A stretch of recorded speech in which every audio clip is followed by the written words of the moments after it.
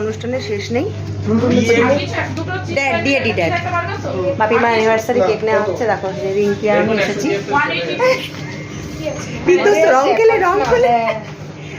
আর এরপরে আমার বিশ্বাসের বার্থডে আছে, তো সেই কেকও কাটবো, সেটাও ওই অর্ডার দিয়ে রাখা আছে।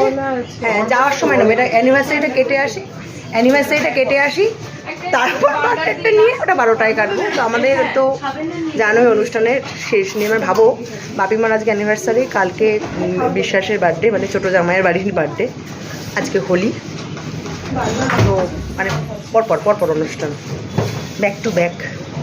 আর এত কিছু খাওয়া কথা রিঙ্কি এখনো কেক দেখছে, এখনো আমি আমার কেক দেখে যাচ্ছে।